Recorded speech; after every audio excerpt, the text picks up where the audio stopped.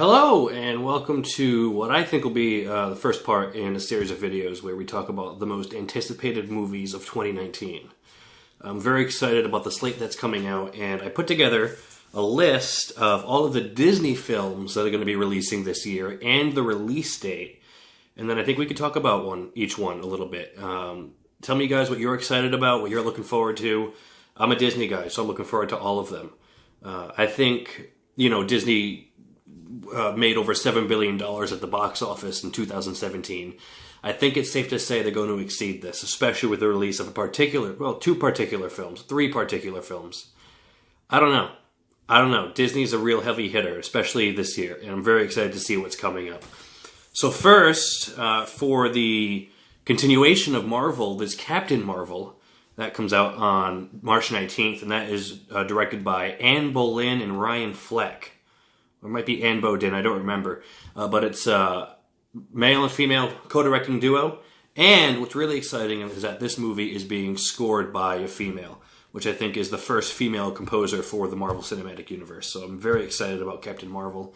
We have Brie Larson, Jude Law, Samuel L. Jackson. We have Lee Pace returning as Ronan the Accuser. So I think I hope it's going to be a great film. I've heard a lot of people talking about Brie Larson's Woody acting. But we'll have to Wooden acting, Woody acting. She's not in Toy Story, but we're gonna have to find out how it's gonna be. We'll find out on March 8th, and then we have what I like to call the first in the epic three-parter live-action Disney remake series with Dumbo, which comes out March 29th. Almost 2 years. Can you believe it's been almost 2 years since Beauty and the Beast made over $1 billion at the box office? This Dumbo, this remake, is directed by Tim Burton, who I think is perfect for the job. You got Michael Keaton in the movie. You got Colin Farrell in the movie. You got Danny DeVito in the movie. Dumbo was a favorite of mine growing up. And I really, really hope that Tim Burton does it justice. And then on April 19th, what do I have in my notes here? Disney Nature's Penguins. Every Earth Day, Disney Nature releases something into theaters. And they've been pretty big hits. I remember when Chimpanzees came out back in 2012. Yeah, right up against Avengers and Prometheus. But this year we have Penguins, which is a Disney nature documentary about a specific young penguin, I think trying to get home or something. But we'll have to see how that does, especially because Avengers Endgame is the next one coming out just 1 week later. So they're giving Penguins only 1 week at the box office on its own. And then what I think will really be the biggest contender for matching or exceeding Avatar's box office will be Endgame. Avatar hit $2.7 billion back in 2009, and not one movie has exceeded or not really come close, but come really, really close. Avengers hit $2 billion, The Force Awakens hit $2 billion, Titanic hit $2 billion in its second theatrical run back in 2012. So we'll have to see. I have no doubt that Endgame is going to reach the $2 billion mark. Now, the only question is what the heck is going to happen. But we'll find out not too much longer on April 26th. And after that, one of my most anticipated of the year is the live-action remake of Aladdin, directed by Guy Ritchie, which is interesting because Guy Ritchie has a very, very signature style with his films. If you've seen King Arthur, Legend of the Sword, or you've seen Sherlock Holmes, you know Guy Ritchie's directing style. And it's very, very, very unique. So we'll have to see. A lot of people have complained about what Genie looks like. They've said the film looks a little cheap, but we'll have to see. They filmed it very practically on sets, kind of like the same thing they do with Beauty and the Beast. And that comes out May 24th, so we'll see if Guy Ritchie can pull it off. I have high hopes for this movie.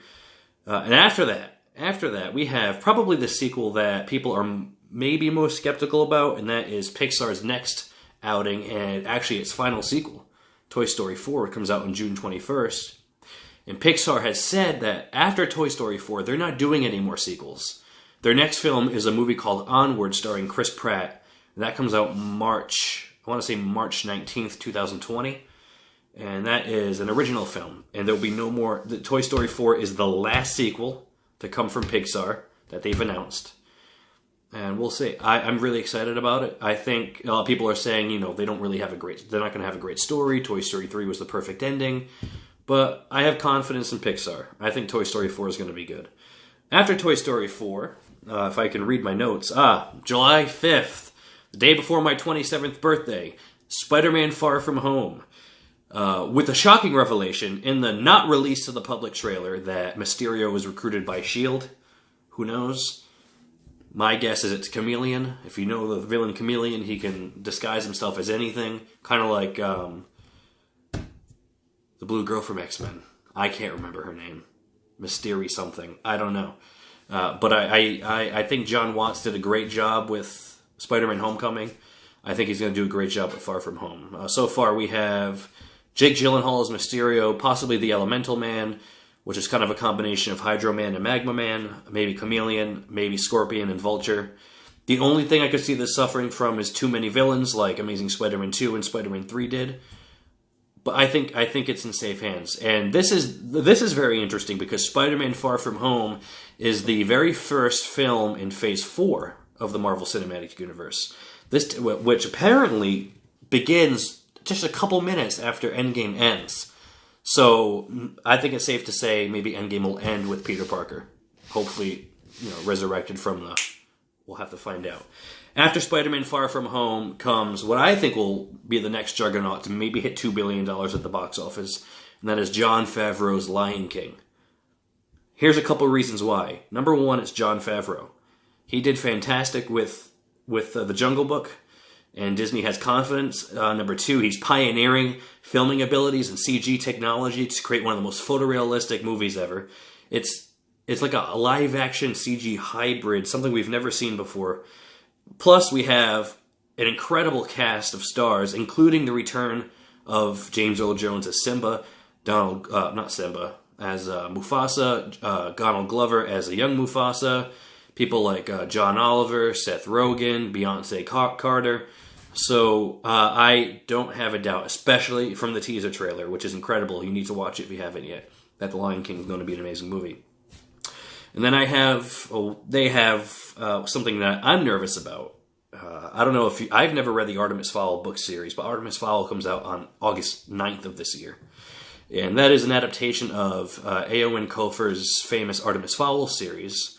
The only problem is I can really see this becoming another Wrinkle in Time situation where the movie gets lukewarm reviews and it underperforms at the box office.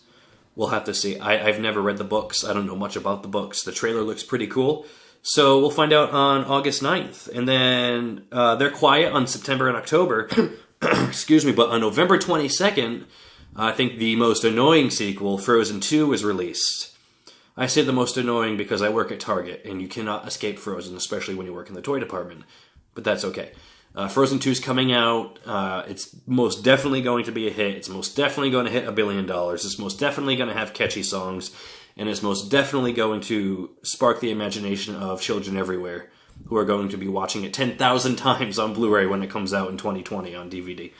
And then what I'm most excited about, on December 20th, we have Star Wars Episode 9, still entitled Star Wars Episode 9, directed by J.J. Abrams, where many people are thinking he's going to right the ship that Rian Johnson almost crashed into a wall. I say almost.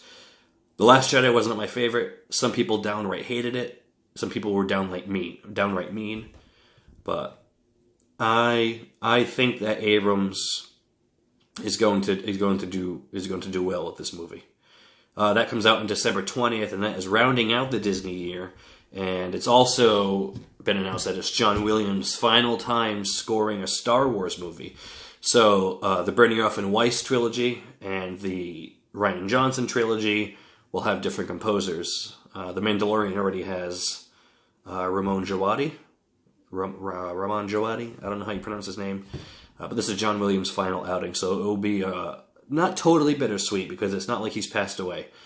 But it will be bittersweet, especially because Carrie Fisher will be in it using unused footage from episode 7 and 8. So I'm looking forward to that. And that is the Disney slate for 2019. Let me know what you're most excited for in 2019, starting with Captain Marvel, ending with episode 9. I hope you guys have a great day. Thanks for watching.